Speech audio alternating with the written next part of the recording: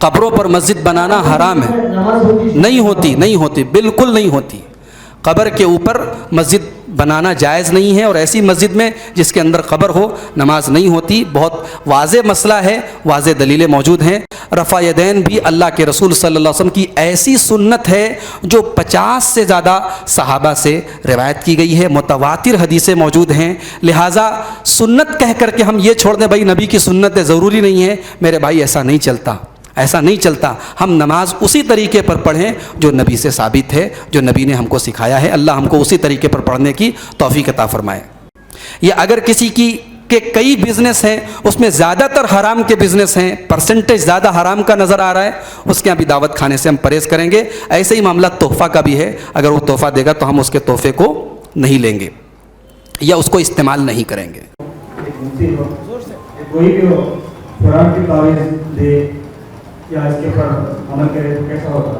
جی اور میرا سوال کیا ہوتا پورا مطلب کا تو شکل بدلتے ہیں، نام بدلتے ہیں، لیکن عمل وہی سے جی مفتی داری تو اس کا علاج صحیح ہوتا. جی ایسا لوگوں کے دل میں ایسا بیٹھے ہیں اس کے بارے میں. جی دیکھیے انہوں نے سوال پوچھا ہے کہ کچھ علماء قرآن کے تعویذ بنا کے لوگوں کو دیتے ہیں یا اس کا نام بدل دیتے ہیں، کچھ دوسرا نام دے دے، تو کیا ایسا کرنا صحیح ہے؟ دیکھیے تعویذ کے بارے میں جو حدیثیں ہیں اللہ کے رسول صلی اللہ علیہ وسلم کی وہ عام ہیں، کامن ہیں، اور اس میں ایسا کوئی فرق نہیں کیا گیا کہ قرآن والا تعویذ ہو تو جائز ہے اور قرآن کے علاوہ کچھ اور لکھا ہو تو ناجائز ہے. عام بات کہی گئی حدیثوں میں، من علق تمیمۃ فقد اشرک، جس نے تعویذ لٹکایا اس نے شرک کیا. یا من علق تمیمۃ فقد وکل الیہ، جس نے تعویذ پہنا، جس نے تعویذ لٹکایا، اللہ تعالیٰ اس کا معاملہ اسی کے حوالے کر دے گا. تو اس طریقے کے الفاظ کی وجہ سے صحیح بات یہی ہے، حالانکہ اس مسئلے میں علماء کا اختلاف ہے، مگر دلیل کے اعتبار سے مضبوط بات اور صحیح بات یہی ہے کہ تعویذ کوئی بھی جائز نہیں ہے. قرآنی تعویذ بھی جائز نہیں ہے، قرآنی تعویذ بھی جائز نہیں. ہاں اس کو شرک تو ہم نہیں کہیں گے، مگر قرآنی تعویذ بھی شرک تک لے کے جانے والی چیز ہے. اور دوسری بات یہ کہ قرآن کو اللہ تعالیٰ نے اور اس کے رسول نے قرآن کو پڑھنے کا حکم دیا ہے، قرآن کو لٹکانے کا حکم نہیں دیا ہے. آپ ڈاکٹر کے یہاں جاتے ہیں، ڈاکٹر آپ کو سیرپ دیتا ہے، ٹیبلٹ دیتا ہے، آپ بجائے ٹیبلٹ کھانے کے اس کو گلے میں لٹکا کے پھریں گے، آپ کو آرام نہیں ملے گا. تو قرآن یقیناً شفا ہے، مگر قرآن کیسے شفا ہے؟ جیسے اللہ اور اس کے رسول نے ہمیں بتایا ہے. تو قرآن پڑھ کے دم کیا جائے، کسی کے اوپر جادو ہے، کوئی مسئلہ ہے، قرآن کی آیتیں پڑھ کے دم کیا جائے. اللہ کے رسول صلی اللہ علیہ وسلم نے جو دعائیں سکھائی ہیں وہ دعائیں پڑھ کے دم کیا جائے، انشاءاللہ اس سے اللہ تبارک و تعالیٰ کے حکم سے شفا ملے گی. تو قرآن کا تعویذ لکھنا غلط ہے، اور جو علماء لکھتے ہیں مناسب نہیں ہے، یہ عمل صحیح نہیں ہے. نہیں، اگر کسی کے دل میں یہ گمان ہے کہ مفتی صاحب نے ایسا کیا تو یہ عمل صحیح ہے، تو ایسا نہیں ہے. شریعت کا جو معیار ہے وہ قرآن اور حدیث ہے، کتاب و سنت ہے، اور کتاب و سنت کی روشنی میں اگر مفتی صاحب کا بھی کوئی عمل غلط ہے تو غلط کو غلط ہی کہا جائے گا. جی اور کوئی سوال؟ جزاک اللہ خیر. السلام علیکم. وعلیکم السلام. بنی اسرائیل میں 70 پر 2 فرقے تھے، میری امت میں 70 پر 3 ہوتی بولے، اب کتنے ہوئی؟ جی وہ کیسا ہو کیسے؟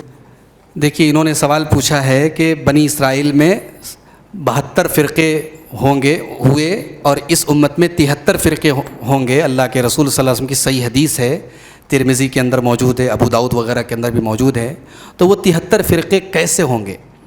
دیکھیے آپ اگر تاریخ پڑھیں گے، اللہ کے رسول صلی اللہ علیہ وسلم کے بعد صحابہ کے دور میں جو فتنے شروع ہوئے تو وہیں سے پھر فرقے پیدا ہونے شروع ہو گئے. صحابہ کے دور کے بعد خوارج کا فرقہ پیدا ہوا، رافضی شیعہ جن کو کہتے ہیں ان کا فرقہ پیدا ہوا، پھر آگے معتزلہ پیدا ہوئے، تقدیر کا انکار کرنے والے قدریہ پیدا. تو یہ مختلف فرقے پیدا ہوئے. ان کی حدیث میں کہیں ڈیٹیل نہیں ہے، تفصیل نہیں کون کون سے فرقے پیدا ہوں گے، لیکن حدیث میں یہ موجود ہے کہ ایک جماعت ہوگی جو نجات پائے گی. اس جماعت کی پہچان بتائی گئی کہ وہ جماعت اللہ کے رسول کے اور صحابہ کے طریقے پر چلے گی. اللہ ہم سب کو اس طریقے پر چلنے کی توفیق عطا فرمائے. تو اللہ کے رسول صلی اللہ علیہ وسلم کا طریقہ اور صحابہ کا منہج صحابہ نے جس طریقے سے اللہ کے رسول کو فالو کیا ہے، قرآن اور حدیث کو فالو کیا ہے، یہی نجات پانے والی جماعت کا راستہ ہے، اور الحمدللہ ہم اسی راستے اور اسی منہج کی دعوت دیتے ہیں، اور اللہ سے دعا کرتے ہیں کہ اللہ ہمیں اسی منہج پر چلنے کی توفیق دے۔ کیا تیلگو میں نہیں نہ لکھا ہے؟ خواتین کی جانب سے سوال آیا ہے، جی جی اگر کوئی انتقال کر گئے ہیں جی تو ان کے لیے قرآن پڑھ کر بخشنا یا درود بخشنا، جی اس کے کیا جواب ہے؟ دیکھیے، کوئی انسان اگر دنیا سے چلا گیا ہے، انتقال کر گیا ہے، مر گیا ہے، تو اب اس کے لیے ہم کوئی عمل اگر کرتے ہیں تو اس کی دلیل ہونا ضروری ہے، اس لیے کہ زندگی کا معاملہ الگ تھا۔ زندگی میں انسان جو عمل کر رہا تھا اس کو ثواب مل رہا تھا، اب وہ انتقال کر گیا تو اب اس کی طرف سے ہم کیا کیا کر سکتے ہیں؟ تو حدیثوں میں بتایا گیا ہے صدقہ کر سکتے ہیں اس کی طرف سے آپ۔ اگر وہ حج کرنا چاہ رہا تھا، کسی وجہ سے حج نہیں کر پایا، آپ اس کی طرف سے حج کر سکتے ہیں، مگر اس میں بھی ایک کنڈیشن ہے کہ جو حج کرے گا وہ اپنا حج کر چکا ہو، اپنا حج کرنے کے بعد آپ اس کی طرف سے حج کر سکتے ہیں۔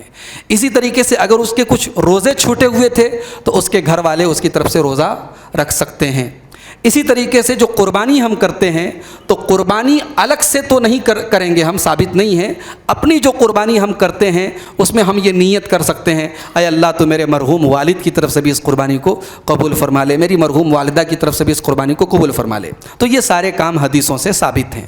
قرآن پڑھ کے اس کو بخشنا یہ اللہ کے رسول سے، صحابہ سے ثابت نہیں ہے۔ یقیناً قرآن پڑھنا بہت عظیم کام ہے، ثواب کا کام ہے، مگر مرنے والے کو پڑھ کے بخشنے کا ثواب کا ثبوت نہیں ہے، اس لیے ہم یہ کام نہیں کریں گے۔ ہم تلاوت اپنے لیے کر سکتے ہیں، تلاوت کا ثواب کسی دوسرے کو ٹرانسفر نہیں کیا جا سکتا، یہ ثابت نہیں۔ اسی طریقے سے درود شریف پڑھنا بھی بہت بڑی نیکی ہے، نیکی کا کام ہے۔ ایک درود پڑھنے پر ایک مرتبہ 10 نیکی ملتی ہے، کثرت سے ہم اور آپ درود پڑھیں، مگر درود کا ثواب پڑھ کے مردے کو بخشنا اس کا ثبوت نہیں ملتا ہے، اس لیے یہ کام صحیح نہیں ہے، یہ بدعت کہلائے گا اور بجائے ثواب کے الٹے ہمارے حق میں گناہ بن جائے گا۔ السلام علیکم ورحمۃ اللہ۔ وعلیکم السلام ورحمۃ اللہ۔ میرا سوال یہ ہے کہ اسلامی بچوں کو دینی تعلیم دینا بہتر ہے یا دنیاوی تعلیم دینا بہتر ہے؟ دیکھیے، دنیاوی تعلیم دینا یہ بہتر ہے، ہمارا بچہ دنیاوی اعتبار سے ترقی کرے یہ بہتر ہے، اور دینی تعلیم دینا بہتر نہیں، ضروری ہے۔ اللہ کے رسول صلی اللہ علیہ وسلم کی حدیث ہے، طلب العلم فریضۃ علی کل مسلم، ہر مسلمان کے لیے دین کا علم حاصل کرنا فرض ہے۔ ہمارا بچہ ڈاکٹر بن جائے، انجینئر بن جائے، ڈی ایم بن جائے، ایس پی بن جائے، مگر اسے نماز کا طریقہ معلوم ہونا چاہیے، اسے ایمان اور عقیدے کی بنیادی باتیں معلوم ہونی چاہیے، اسے وضو اور غسل کا طریقہ معلوم ہونا چاہیے۔ تو جو دین کا علم ہے، ہمارے معاشرے میں بڑے افسوس کی بات ہے کہ یا تو ہم نے ڈیوائڈ کر دیا کہ بھئی دین کا علم حاصل کریں گے دنیا نہیں حاصل کر سکتے، دنیا کا علم حاصل کریں گے دین حاصل نہیں کر سکتے، ایسا نہیں ہے۔ آپ اپنے بچے کو عصری تعلیم دیں، لیکن کچھ ایسا انتظام بھی کریں، کسی مولوی صاحب سے بات کر لیں، کسی مسجد میں اگر مکتب کا انتظام ہو وہاں اپنے بچے کو بھیجیں کہ بچہ آپ کا جو دین کی بیسک باتیں ہیں وہ بچے کو بچپن سے، اور بچپن میں جو بچہ سیکھ لیتا ہے نا وہ ساری زندگی اس کو یاد رہتا ہے۔ تو بچوں کو دینی تعلیم دینا یہ ضروری ہے میرے بھائی، یہ بہتر نہیں ہے، ضروری ہے، اس کا ہم سب کو اس کے لیے کوشش کرنی چاہیے، اس کے لیے انتظام کرنا چاہیے۔ السلام علیکم شیخ، ایک اور سوال یہ ہے کہ بعض علماء نماز جنازہ پڑھاتے ہوئے اتنا تیزی سے پڑھاتے ہیں کہ پیچھے والے کچھ پڑھ ہی نہیں پاتے ہیں، ان کو کچھ نصیحت کریں آپ۔ دیکھیے، جنازے کی نماز میں 4 تکبیر اللہ کے رسول صلی اللہ علیہ وسلم سے ثابت ہے۔ پہلی تکبیر کے بعد اللہ کے پیارے رسول صلی اللہ علیہ وسلم سورہ فاتحہ پڑھتے تھے، اور ساتھ میں کوئی سورت ملانا ہم چاہیں تو ملا سکتے ہیں، ضروری نہیں، ضروری صرف سورہ فاتحہ ہے۔ پھر دوسری تکبیر کے بعد درود شریف پڑھتے تھے، پھر تیسری تکبیر کے بعد اللہ کے رسول کئی دعائیں کرتے تھے۔ سب سے مشہور دعا جو ہم اور آپ جانتے ہیں، اللہم اغفر لحینا و میتنا و شاہدنا و غائبنا و صغیرنا و کبیرنا و ذکرنا و انسانا، اللہم من احییتہ منا فاحیہ علی الاسلام ومن توفیتہ منا فتوفہ علی الایمان، اللہم لا تحرمنا اجرہ ولا تفتنا بعدہ۔ یہ دعا تو ہم سب کو الحمدللہ اکثر لوگوں کو یاد ہے، یاد نہیں تو یاد کر لیں۔ اس کے علاوہ کئی دعائیں اللہ کے رسول جنازے کی نماز میں پڑھتے تھے، بلکہ کچھ حدیثوں میں اللہ کے رسول نے کہا فاخلصوا لہ الدعاء، دل کی گہرائی سے دعا کرو اس کے لیے. اسی لیے اللہ کے نبی صلی اللہ علیہ وسلم وہ تیسری تکبیر کے بعد دیر تک دعا کرتے تھے. تو جو ہمارے ائمہ ہیں، علماء ہیں، میری ان سے گزارش ہے کہ آپ اطمینان سے پڑھیں تاکہ پہلی تکبیر کے بعد جو پیچھے آپ کے مصلیان ہیں وہ آرام سے سورۃ الفاتحہ پڑھ لیں کم سے کم، دوسری تکبیر کے بعد درود شریف پڑھ لیں، اور تیسری تکبیر کے بعد جو دعائیں ہیں ایک دو دعائیں پڑھ لیں. اتنے آرام سے کم پڑھنا ضروری ہے، ورنہ پھر جنازے کی نماز کا کوئی مطلب نہیں ہے. السلام علیکم. ابھی آپ بتا رہے تھے کہ مرحوم کے بعد حج کر سکتے ہیں، تو کوئی شرط ہے کہ وہ جو گزر گئے دنیا چھوڑ کے چلے گئے، کیا وہ پہلے نیت کر کے جائیں، بتا کے جائیں اپنے والا؟ نہیں، نیت شرط نہیں ہے. اگر وہ نیت کیے تو بہتر ہے، اگر وہ نیت نہیں کیے تھے تو بھی آپ کرنا چاہیں تو کر سکتے ہیں. جی. السلام علیکم. کوئی ہمارے دوست، کوئی ہمارے رشتہ دار اگر سنسوتی کاروبار کر رہے ہیں تو مثال کے طور پر LIC ہے، بینک میں ہے، کوئی ہمارے کو تحفہ دیے انہوں، کیا وہ تحفہ قبول کر سکتے ہیں؟ اور دوسری بات دو سوال. اور دوسری بات ہے اگر سنو گھروں میں دعوت دیے، ان کی دعوت کے اندر شرکت فرما سکتے ہیں. ہر ایک بات رہی ہوتا آپ کے اندر زیادہ طور پہ لہاری فیلڈ چلتا ہے. کیا چلتا ہے؟ لہاری فیلڈ. اچھا. یہ ٹرن ڈسٹرکٹ کے اندر پورے لہاری فیلڈ زیادہ ہے. تو لہاری لینا کا تو تقریباً وہ کئی لاکھوں کے پیسے پڑتے ہیں، ایسا ہی نہیں لے سکتے اس کو. تو اس میں کمپلسری تمہیں لون لینا چاہیے. اچھا. اور اس کو لون لے کے جس کو یہ کرنا چاہیے کہ یہ صحیح ہے. اس کے بارے میں بولے اگر سے میں کسی کو تکلیف دے کے سوال پوچھا ہوں تو معافی چاہ رہا ہوں میں، کیوں تو بہت سے لوگ ہیں اس کے خلاف سے. دیکھیے انہوں نے 2 سوال کیا ہے. پہلا سوال ان کا یہ ہے کہ اگر کوئی آدمی سودی کاروبار کر رہا ہے، بینک میں جاب کر رہا ہے، ایسا آدمی اگر ہمیں کوئی تحفہ دیتا ہے تو ہم اس کا تحفہ قبول کر سکتے ہیں یا نہیں؟ ہمیں دعوت دیتا ہے، اس کی دعوت ہم قبول کر سکتے ہیں، کھا سکتے ہیں یا نہیں؟ تو دیکھیے اس بارے میں عوام کے درمیان 2 غلط چیزیں رائج ہیں. عوام کا ایک طبقہ یہ سمجھتا ہے کہ اگر کسی کی کمائی میں کچھ بھی ذرا بھی حرام کی آمیزش ہے اس کے یہاں دعوت نہیں کھا سکتے. اور لوگ کیا کہتے ہیں، ایک گلاس اگر پانی ہے اس میں 1 قطرہ پیشاب کا ڈال دیتے تو پورا گلاس کیا ہو جاتا ہے؟ ناپاک ہو جاتا ہے. تو اگر 1 پیسہ بھی کسی کا حرام کا ہے اس کے گھر میں دعوت نہیں کھا سکتے. یہ عوام میں ایک سوچ ہے، مگر یہ غلط سوچ ہے. وہ پیشاب اور قطرے والی مثال ہر جگہ فٹ نہیں ہوگی. اگر یہ مثال آپ ہر جگہ فٹ کریں گے آپ کہیں دعوت نہیں کھا سکتے. میرے بھائی کون گارنٹی دے سکتا ہے کہ اس کے گھر میں 1 روپیہ بھی حرام کا نہیں آتا؟ اتنے متقی اور پرہیزگار کون ہیں؟ اللہ کے نبی صلی اللہ علیہ وسلم یہودیوں کے ہاں دعوت کھاتے تھے، اور یہودیوں کے بارے میں قرآن کی آیت موجود ہے کہ وہ سود کا کاروبار کرتے تھے، حرام خور تھے یہودی. قرآن نے اکالون للسحت کہا ہے ان کو. تو اہل علم کہتے ہیں اللہ کے رسول کی حدیثوں کی روشنی میں کہ اگر کسی کا حرام کا کاروبار ہے لیکن اس کا حلال کا بھی کاروبار ہے اور اس کی کمائی زیادہ تر حلال ہے، کچھ اس کا حرام کا بھی بزنس ہے، تو اس کے یہاں دعوت آپ کھا سکتے ہیں. لیکن جو علماء ہوں جن کا سماج میں ایک اثر ہو، ان کو چاہیے کہ ایسے آدمی کے یہاں دعوت کھانے سے پرہیز کریں تاکہ اس کو عبرت ہو اور وہ اپنی اصلاح کرے. سمجھ رہے ہیں؟ لیکن اگر کسی کی کمائی پوری کی پوری حرام ہے، جیسے بینک میں اگر کوئی جاب کر رہا ہے، تو علماء کا یہ متفقہ فتویٰ ہے، کیونکہ بینک ہمارے یہاں جتنے ہیں سب انٹرسٹ بیسڈ ہیں، سب سود کی بنیاد پر چلتے ہیں، اور بینک میں کوئی بھی جاب کرنا جائز نہیں ہے. تو اس آدمی کی یہاں دعوت ہم نہیں کھائیں گے، پرہیز کریں گے. یا اگر کسی کی کہ کئی بزنس ہیں اس میں زیادہ تر حرام کے بزنس ہیں، پرسنٹیج زیادہ حرام کا نظر آ رہا ہے، اس کے یہاں بھی دعوت کھانے سے ہم پرہیز کریں گے. ایسے ہی معاملہ تحفہ کا بھی ہے. اگر وہ تحفہ دے گا تو ہم اس کے تحفے کو نہیں لیں گے یا اس کو استعمال نہیں کریں گے. دوسرا بھائی نے سوال کیا ہے کہ یہاں لاری جو ہوتی ہے، گاڑی لوگ لون پہ لیتے ہیں. تو دیکھیے یہ بڑا ایک پیچیدہ مسئلہ ہے، اس لیے کہ بڑی گاڑیاں جو ہوتی ہیں اس کے بارے میں مجھے بہت سارے بھائیوں نے بتایا کہ اس کو ہم کیش اگر لیں گے تو بہت سارے مسائل ہوتے ہیں. ہمارے پاس پیسہ ہو کر کے بھی ہم کیش نہیں لے سکتے، کہ یہ ایک پیچیدہ مسئلہ ہے. اس کو جو آپ کے مقامی علماء ہوں ان کے سامنے پوری صورتحال بتا کر کے اس مسئلے کا آپ حل پوچھیے. اس کے بارے میں پوری تفصیلات جانے بغیر میں فی الحال کوئی تبصرہ نہیں کر سکتا اور اس بارے میں کوئی بات نہیں بتا سکتا. لیکن اتنا ضرور کہوں گا کہ ہمیں جہاں تک ممکن ہو لون لینے سے، اس لیے کہ سود کا دینا اور لینا دونوں حرام ہے، اس سے پرہیز کرنا چاہیے. جی جی جی ٹائم ہو گیا. کوئی سوال ہے آخری؟ وعلیکم السلام. جی جی بتائیں. سوال نہیں پوچھتا ہوں، میرے معلوم نہیں سو معلوم کر لینے کے واسطے میرے جیسے والے بھی مجھے بھی جی کیونکہ تو سوال کرنے نہیں حریف آتا نہیں بے آتا نہیں. میں علماء سے میں نہیں سوال پوچھ سکتا، नमाज इमाम के पीछे ठहरते हो हमें अलहम्दुलिल्लाह सूरा पढ़ना जरूरी है क्या? जी। उसके बाद रफेदन करना जरूरी है। जी। करे तो भी भला है, नहीं करे तो भी क्या तो गुनाह है। जी। चलो मालूम करे तो मुझे मेरे सर के मालूम होने के बाद जी जी जी देखिए, इन्होंने बहुत प्यारा सवाल किया है कि क्या इमाम के पीछे सूरह फातिहा पढ़ना हमारे लिए ज़रूरी है? क्या रफ़ा यदैन करना ज़रूरी है? तो देखिए, इस तरीके से आप एक एक चीज़ के बारे में पूछेंगे। क्या सीने पर हाथ बांधना ज़रूरी है? क्या सजदे में आराम से सजदा करना ज़रूरी है? क्या दोनों सजदे के बीच में दुआ पढ़ना ज़रूरी है? तो इन सारे सवालों के जवाब में मैं यही कहूँगा कि अल्लाह के रसूल सल्लल्लाहु अलैहि वसल्लम ने फरमाया, सल्लू कमा रअयतुमूनी उसल्ली, नमाज वैसे पढ़ो जैसे मुझे पढ़ते हुए देखते हो।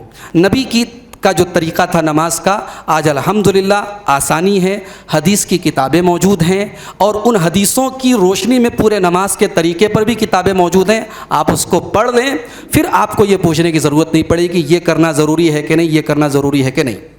हाँ, सूरह फातिहा के बारे में एक बात वाज़े कर दूँ कि सूरह फातिहा ये नमाज का रुक्न है, रफ़ा यदैन नमाज का रुक्न नहीं है।